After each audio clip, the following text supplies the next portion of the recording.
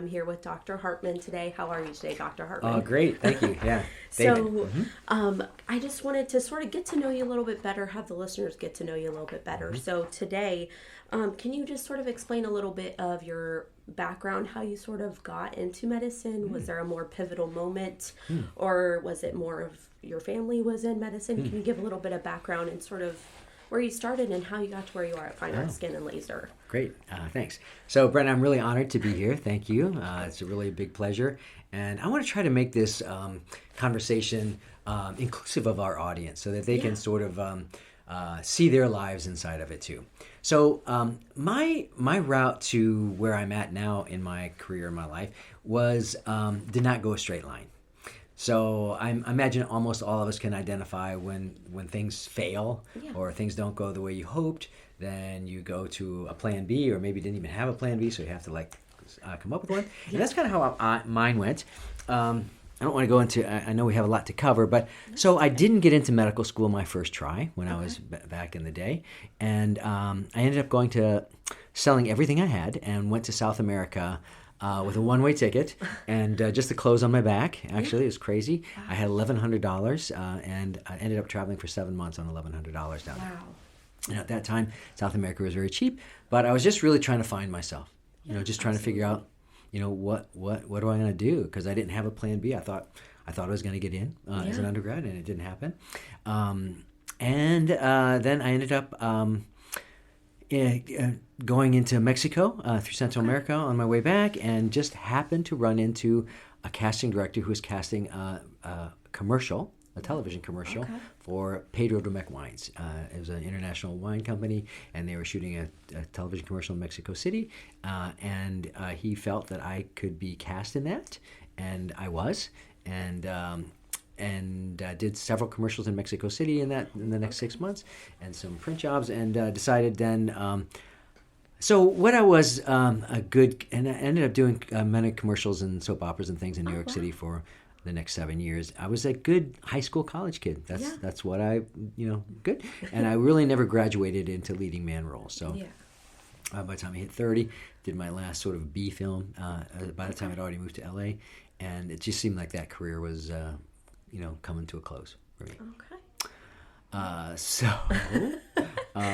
And then my dad got lung cancer and was dying, and I don't know if have you lost a parent?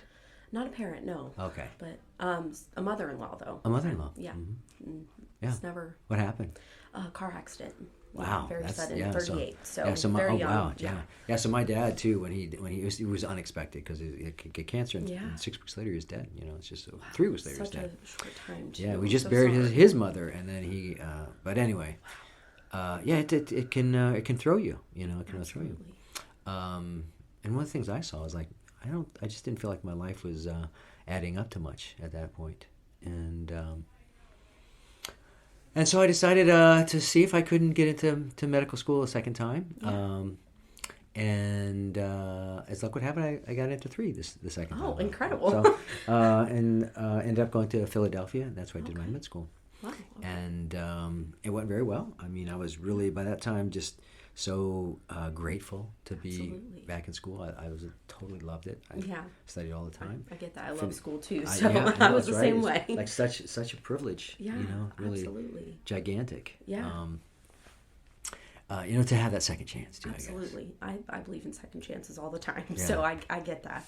Yeah. And I think it's amazing that you did your time in acting too. And I did see that you're a part of a Screen Actors Guild, is that correct? Right, yeah. So Screen Actors Guild is the guild for film actors mostly, in television too, because they did shoot television commercials on film. Yeah. And then after was the Federation for Television and Radio Artists, but I think they've kind of merged since then. But, so I made a living at it some of my years, and it was fun.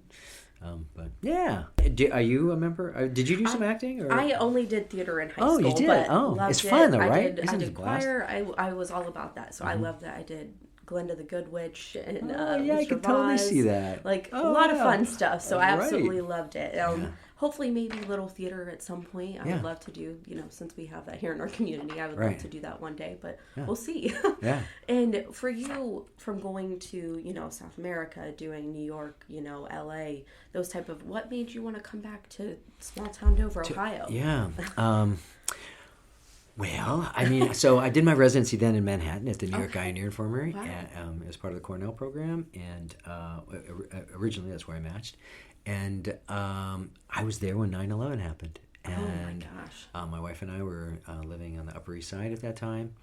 And so the plane crashed into the World Trade Towers just 5 miles from our house. Oh my gosh. And I couldn't even connect. I couldn't even get back in because I was at a hospital just outside of the city at that time.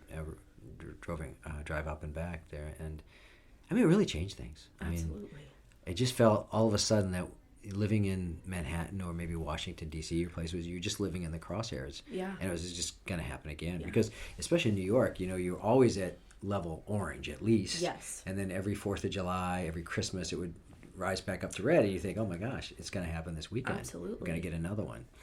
And for us, it just felt like, you know what? Because we thought we would probably stay in Manhattan. We loved Manhattan. We thought we'd probably stay there.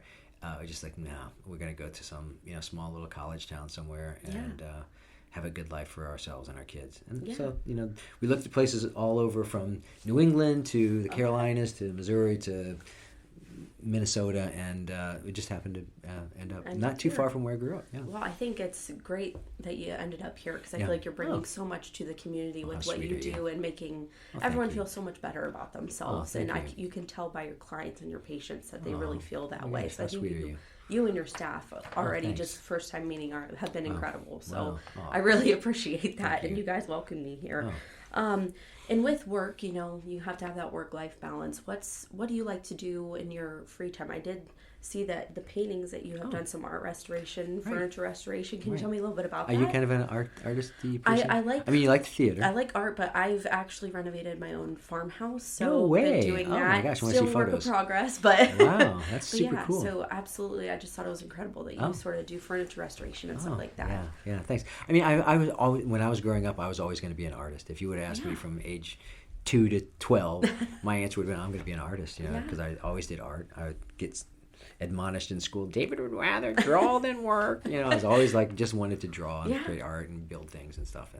And then I also love the sciences. I really, really was enthralled by the sciences. And I can remember, just being in lectures and just better than watching a movie. I was just like, just blew me away. I loved it, the life sciences especially.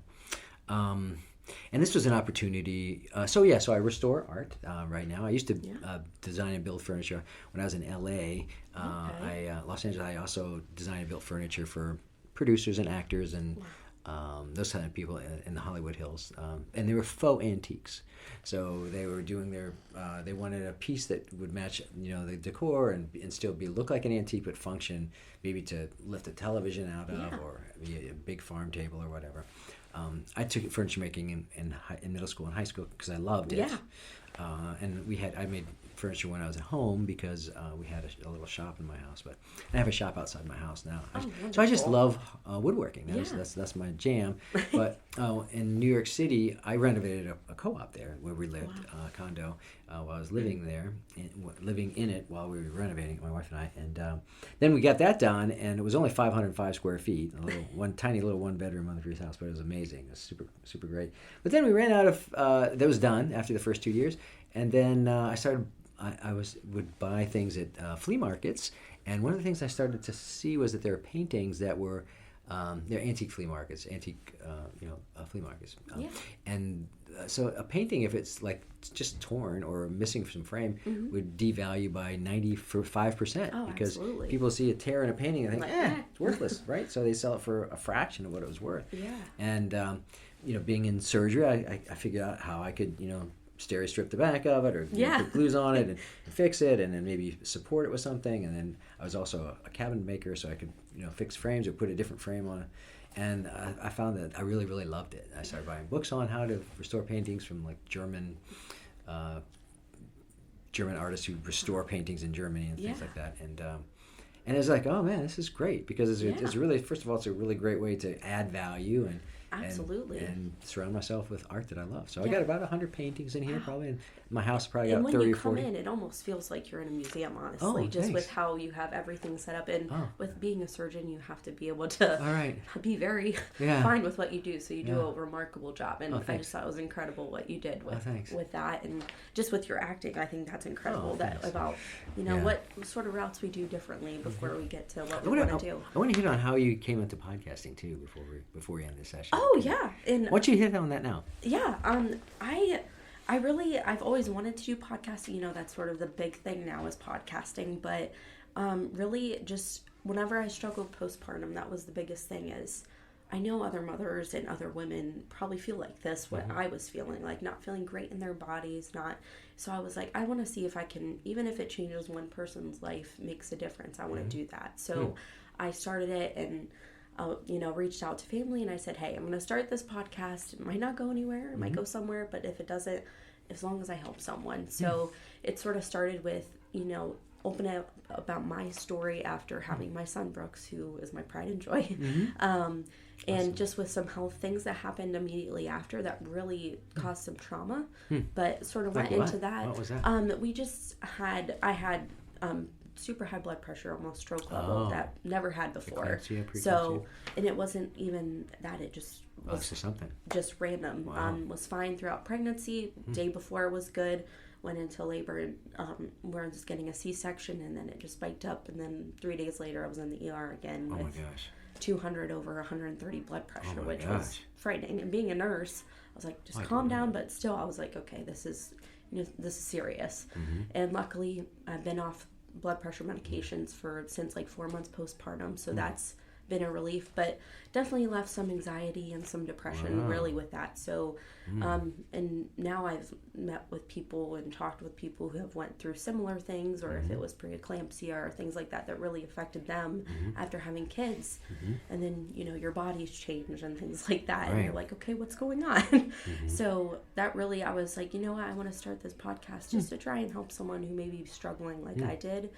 And honestly, it sort of was therapeutic for me too. So it was sort of like my own therapy to get through what I went through. And my husband has been remarkable with helping me get through that. And he supported me with this. And he's like, absolutely, do this, you know. Oh, cool. And just even if I get, like, I'll get a few messages like every few days of, oh my gosh, thank you for the podcast. It's helped me so much. So that's really, you know, it's really just trying to help women and even men or anyone, you know, make them feel great in their skin. So that's sort of been how I got to where I am right now. And then having you as a guest has just been awesome. Great.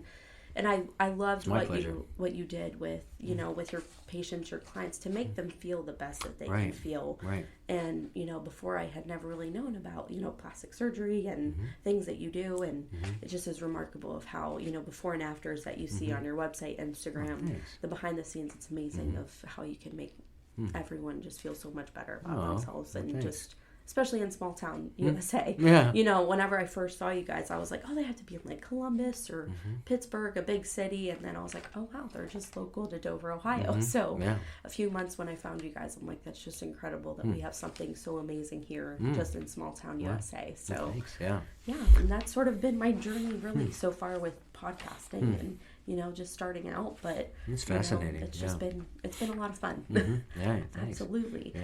And with you, just with Fine Art Skin and Laser, just sort of going into like consultation. So we're in the consultation room right now. Yes, we are. So can you sort of give me a little bit about how that starts and sort of the process from, you know, pre-op, post-op, follow-up, just sort of what we can sort of expect whenever they come to Fine Art Skin and Laser. Okay. Well, I mean, so let's just have our audience be sort of that part of that consultation for a minute. So what we would generally do would just have an open-ended question, like, you know, what are you thinking about, or what brings you in, or what's your vision? Yeah. You know, and we'll start to explore it from there.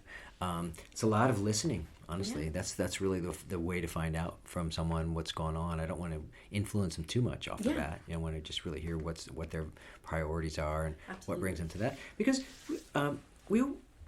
most all of the people who come here have the right reasons. But some people don't, you know, and we want to kind of make sure that they're doing it because they want to, you know, personally be empowered, that they're not, it's not some husband or boyfriend's idea. Yeah, It's sort of gotta influencing that. right, or that they're not just being too reactionary from a divorce or something like Yeah. that. You want to make sure you're ready before you and making the right decision. Yeah. It's a big right. change, big decision. Not to say that post-divorce isn't kind of a popular time for people Yeah. to start to look at things. We just want to really make sure that they're doing it for healthy reasons. Absolutely. And most are, honestly. But yeah, so it's a lot of listening. I usually have Wanda, who's my Yes. customer care coordinator, with me because she's amazing. Yeah. And you're right, our team is really, really phenomenal. Anybody who ever is building a team, our philosophy is hire for character and then train for skills. If you hire the right character, who's already passionate about something and enthusiastic about it and willing to grow with that, and in fact, I would say about a third of our team right now, of 17 individuals, were previously a client. Wow. Okay. And he's like, "Oh my gosh, we love you. Yeah, like, come on. You have everything we're looking for. We don't really have a position for you right now, maybe, but we'll make one for you." Absolutely. That's incredible. So, we get into a conversation finding out what their priorities are, and they've usually done some research ahead of time. And we have like a sushi menu kind of thing that they fill out, listing all of the things that are concerns of theirs or things that they want to learn more about from us. But we do a lot of, I would say, what we call modern mommy makeovers. Yeah. That's kind of what we did this morning. Oh, it might include a tummy tuck and some liposculpting, maybe some living fat transfer. And then we also do aging concerns like facelifts and brow lifts and eyelid surgery. And then we also do some sort of cosmetic things for like ears that flop out or some other problems that a person might have been born with as well. And we used to do a lot of skin cancer. We do some skin cancer reconstruction now, but not nearly as much as we used to because we don't take insurance anymore. Gotcha. Okay. So that's kind of how it started out. We really have it be open-ended. And then we discuss some before and afters that we have. I like to point out in before and afters that the before and after is the before photo and the after photo, if you're familiar with that term. That there's never going to be a perfect. Yeah. That yes, we can make it, 85% chance it's going to be at least 50% better or at least 70% better. But, to have that, if they have an unrealistic expectation that as a 55-year-old they're going to look like they did when they're 25, Absolutely. I mean, that's not realistic. Yeah. So I always like to point out on our before, and I was like, it's a lot better. But, again, you can see it's not a perfect throat anymore. It's, so we want to make sure that we're really true. Yeah, and what would you say your favorite procedure to perform is? There's probably a lot, but for you and for your staff, is there one that you specifically love to do when you're in the operating room, or anything in specific that you like? Truly, we do a lot of different things, and that's what really makes it lovely. Yeah, in fact, it's and incredible fun. how much you offer. But I think, so I mentioned the Modern Mommy Makeover. Those are just anything that's really transformative that people, sometimes they're weeping on the tables like, oh my gosh, I can wear those clothes again, or I can feel confident in, socially or in the bedroom or wherever again, after all these years and all these kids. So those are type of procedures that I think are the most amazingly rewarding. And so we operate on men too. We do dad bod makeovers too. Oh, yes, exciting. But dad bod is actually kind of in some ways, I suppose. I don't know. So one of the things that one of our philosophies is we never want to have anybody be even one iota of body shamed when they come here. So we do a lot of. What they're really coming here for, bottom line, is they want more self-confidence. Yeah. They want to feel better. They want to be more confident to, go after that career choice or that, relationship, or to just be more confident in their relationship or in their job, or just, around the kids sometimes is funny, or grandkids.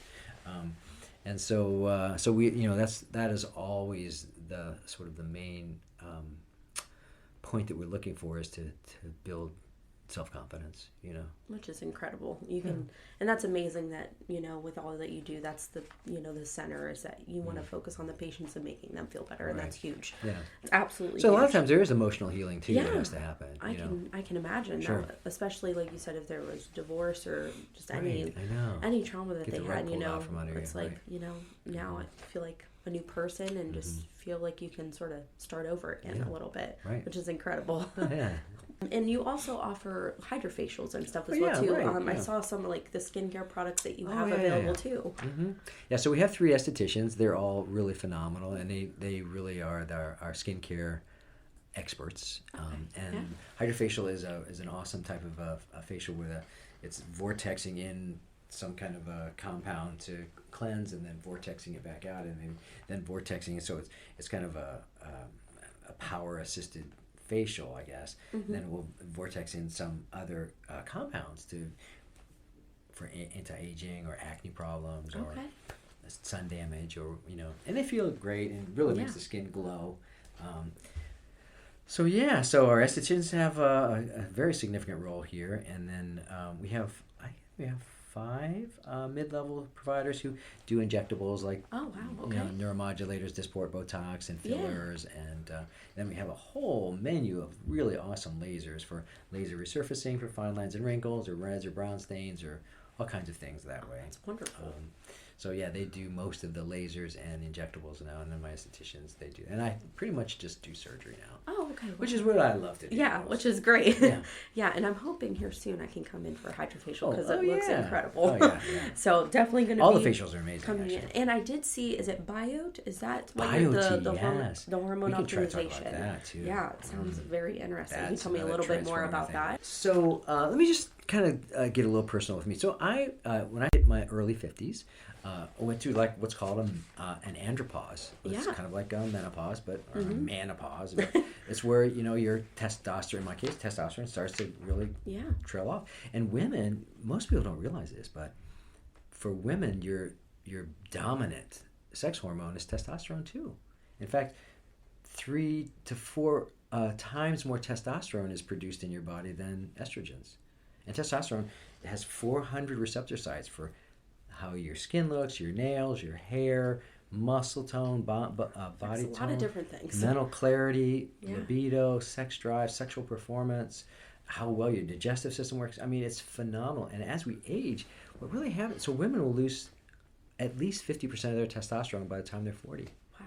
And what that results in is fatigue, depression, weight gain, brittle bones, loss of muscle, skin gets sallow, hair, nails, everything. And when you restore, optimize, really, not really go for a level of testosterone that seems a little higher than what they call normal on your labs. Because, I mean, who wants to be, as a male my age, I don't want to be normal for a male my age. I want to be optimized. Yeah. But I want to feel good like I did in my 20s. Absolutely. And be able to build muscle again, and burn fat, and have a craving to work out, and just have energy and mental. The most remarkable thing I would say that because all of our team here in the office is also pelleted, and their spouses too. Incredible. And we've only been at it for a few months, but it's just like, Yeah. why? I mean, why would you not? Yeah. I mean, once you've seen results, it's just mental clarity.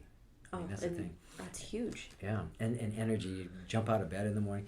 And the other thing is that it's surprising is that we're not as bitchy. You know, like you get home after you're tired and you're like, I had to do all these things, and then you get home and people throwing more issues at you, and you just go, just like I want to can be you done. But when you pellet it, it's like, okay, I can let's deal talk with about this. that. I get this, and it's just life is just so much more of a pleasure. So bioidentical hormone optimization is the bomb. It sounds like so awesome. Pretty much made for almost everyone because everyone deals with low energy, libido issues. Like that's huge. So I think that's something else that a lot of people should look into because why not have your hormones optimized? It's not expensive. Yeah. I mean, the value return is 100 times what you invest in it. When you notice how much more productive you are, how much more happy you are, how much more room in your relationship there is for just love and empowerment rather than just being up against the margins with your partner. And you don't want that. Everyone wants to feel empowered in their relationship. So we're incredible. really into very, very much of a health and wellness, or even a physical wellness in our office. We have devices to help with vaginal atrophy or loss of erection for men, and it really, really work. It's really kind of amazing how these things incredible. work.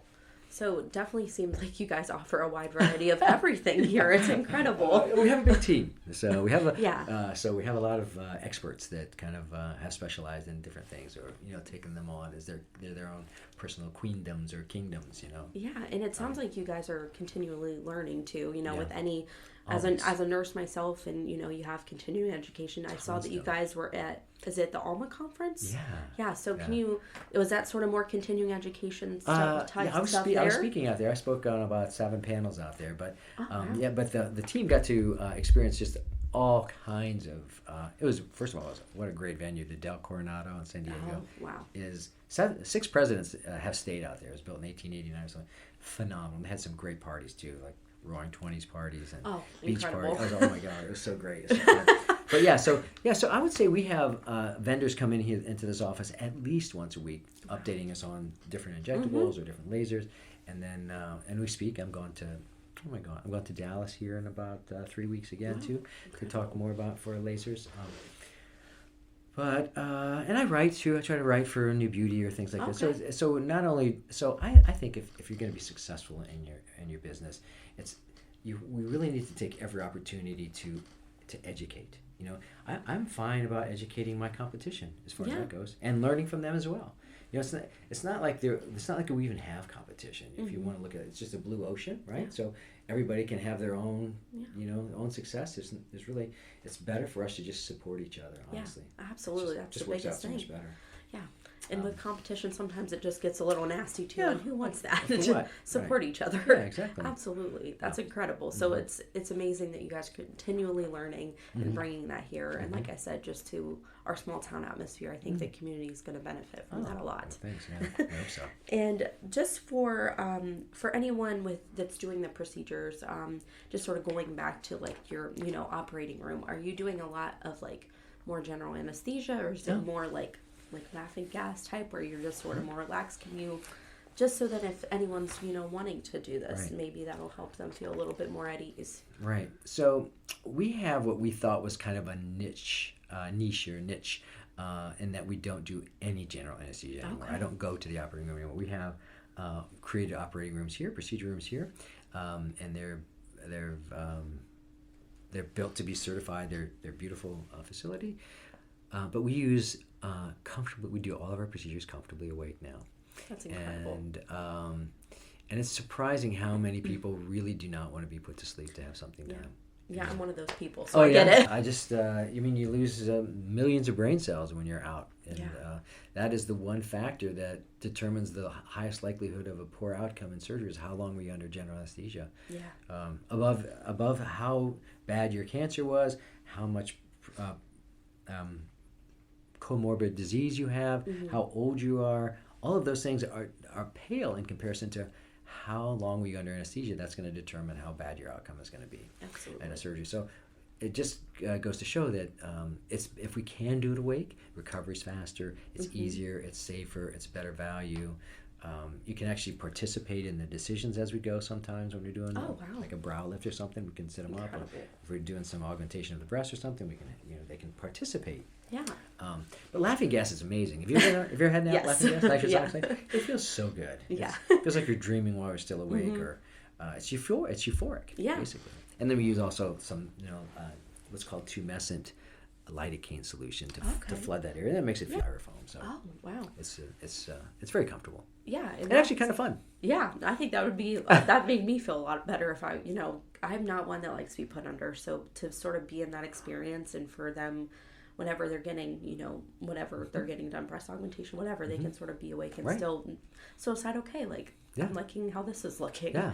And for those that would be worried about finances and things with this, with procedures, do you offer like financing options for people here? I think the one that we're using more now is called Alphion, but we have care credit, and so that those are if it's the same as cash if you pay it off in 3 to 6 months, I think. Okay. And it makes it very convenient for people. Some people, just bring in a wad of cash too, or whatever. Yeah, which makes sense. But yeah, so Alfiana's I think the one we use mostly, and they seem to be offering the best terms right now. Yeah. But there's also we take them all actually. Okay. Care credit too. Wow. And what would you say to those? Just any advice for those that are sort of on the fence about getting something done, or concerned about, now we don't have to worry about being put under, but what if, they're on the fence? What would you give for advice? Or if you were in a consultation, someone's like, oh, I'm not sure yet, or they're really close, but you really think that this is going to be the best for them. Do you have any advice for those that are sort of hesitant on making that leap to get anything done? Well, without them feeling, pushed into it, I guess. I guess I would want to, again, be their advocate, to explore with them what are the reasons for wanting it, and what are the reasons that would hold them back. Yeah. And maybe it isn't the right time. If it's not the right time, then of course we'd not proceed until it was the right time. Absolutely. But yeah, so you want to make sure you're looking for the right reasons. Kind of, we touched on that before. You want to be doing this as something that you want to do. That's something maybe you wanted to do for a while. That's even better.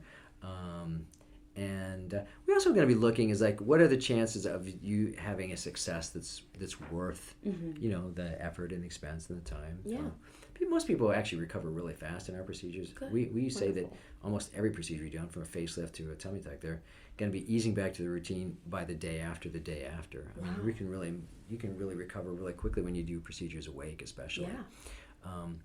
But yeah, I mean, so it has to be the right time. Like if I were a father-in-law, let's say, and my child was having a wedding in 3 weeks or something, it's like, no, that's not the right time to do it. You wait till you have a couple of months. You don't want this to be a stress on something that's already you want to have some stressful. time to recover, not rush into things. Yeah, and again, like if they're just if they just broke up with their person last week, it's not really the right time to rush into something like that either. So I guess we're almost honestly, we'd be more looking at reasons to talk them out of it than to talk them into it in our office here, because like we said, we want to make sure that everything lines up. Yeah, making the right decision, not because there are non-invasive things you can do too. Yeah.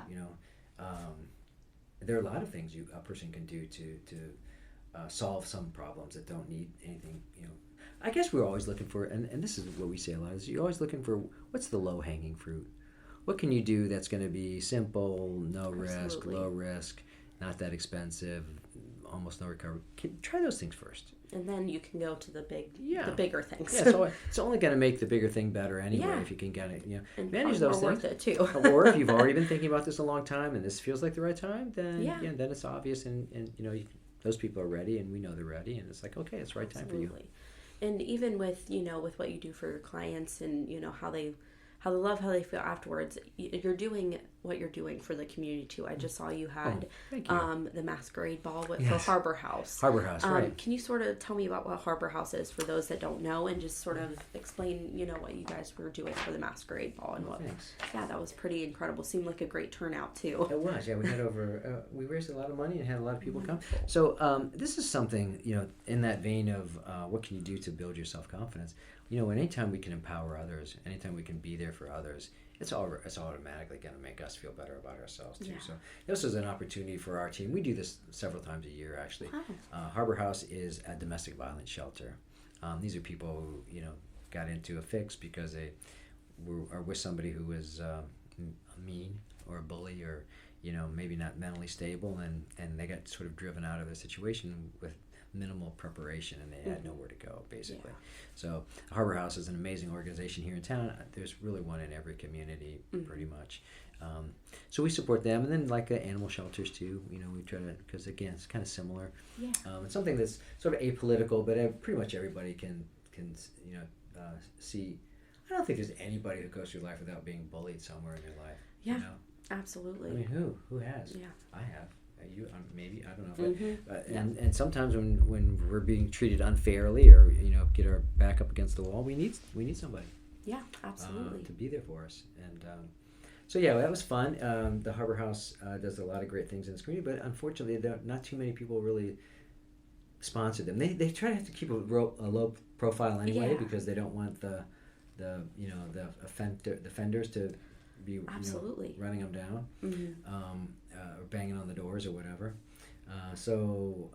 Yeah, it was really a great event.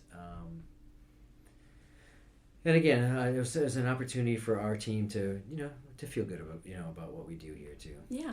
I think anywhere you work, you want to if you're having employees, you want to give them flexibility. You want to compensate them fairly. You want to perk them as much as you can. You want your employees or your team to feel like they're doing something good in the world. You want to have them have an opportunity to grow and to grow their talents and to use their talents and to develop their talents. So I mean, those are things that we really, and also to have like a team, a feeling of a camaraderie where you come to work.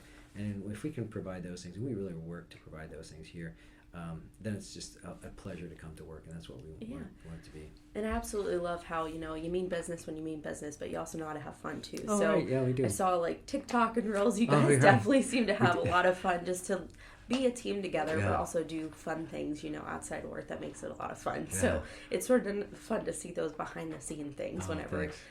Whoever does the Instagram account does a good job with those. Oh, thanks. Yeah, we're getting better all the time. Yeah. Partly because Megan and Michaela, they did one of the dog Ivy today. It was so cute. I couldn't believe it. She was, the dog was typing on the typewriter, not really, but to her mommy, I miss you. When you come and get me, I'm lonely. And signed Ivy. Like, oh my God. So, and they have the dog looking at the camera, like she's my gosh, typing. how cute. It was really cute. But that was a fun one. Yeah, and I just love to see how much fun they have here. That's incredible. Right. Yeah. And also, just sort of wrap up our time together, which has been wonderful. It's and been I thank you great. for taking the time with me. The gift has been mine. Oh, thank you. I did see a little bit about an expansion here that you sort of were adding on. Can you tell me a little bit about very the generous expansion? And does that mean anything for the community or anything like that of your expansion? Yeah, so thanks for bringing that up. We had we gave up a part of our practice, which was not head and neck surgery. That's what I was before. Okay. We're not doing that any longer as of Memorial Day, and we had this big office space down there. So that became our health and wellness center for BioT and for injectables and sexual wellness and that sort of thing too. We have various things down there, and it's been a lot of work. Basically, the impetus or the motivation to get it going and done was our grand reopening, which was the Masquerade Ball too. Yeah. As a grand reopening. So, we were really hustling to get her done, and we're glad we had something a little, fire under our butts to do it, and but it's really great, and we were super excited for that. It's really going to pave the way to make a bigger difference with our clients, be more comprehensive in what we can offer them, but also for us. I mean, we're all pelleted now too. It's amazing. So we love that. That's incredible, and that's so exciting. And just with your team, I know that you have a great team. So it's been incredible to hear a little bit more about you, get to know you and your team a little bit better. I loved your story about podcasting. Oh, thank you. That. And with being a nurse, I sort of wanted something a little bit more fun to do. I work in hospice, so it's a lot of... you do? Okay. Yes, a lot of serious, so I try to do something that... So fulfilling, though, isn't it? Hospice. Absolutely. Oh, my gosh. Absolutely. It's like you see, like little sort of... they may die, but there's some miracle transformation that happens, Yes. In the final hours, or what happens with the family, Absolutely, whether it be spiritually, emotionally. Oh my gosh, it's profound. It's incredible, and that sort of started my journey with nursing too. That sort of was my pivotal moment. Was my grandma was in hospice, and sort of to see how they took care of her. I was like, I want to be that nurse one day. Right. So it's been an absolute honor to do that, but also to do something a little bit that's more. A little bit lighthearted and do something on the side that's not so serious that can sort of find that balance. So cool. Yeah. Wow. But I think that's all I have for today. Do you have anything for me or anything? No, I loved it. It was really a super pleasure meeting with you. You have such a lovely personality. Thank you. And you're very pretty too. She's very pretty if you haven't seen her. Thank you. And it was great. All right. Well, thank you so much, and thanks everyone for listening. All right. I hope all of you enjoyed today's episode of The Best Season. I want to give a huge shout out and thank you to Dr. Hartman, to Wanda and the staff at Fine Art Skin and Laser for welcoming me with open arms, showing me around the beautiful facility with the art restoration and furniture restoration. It was absolutely incredible to see what all you guys do procedure-wise and be able to talk in depth a little bit more about that with Dr. Hartman. If any of the listeners have any questions, have any comments, please leave them in my Instagram post. Shoot me an email at beautifullybrenda@gmail.com, or just DM me on Instagram as well. Just again, thank you so much, Dr. Hartman, and this was an absolute pleasure. I hope you guys all enjoy, and can't wait to show you more episodes. Thanks, guys, and I hope you have a great week.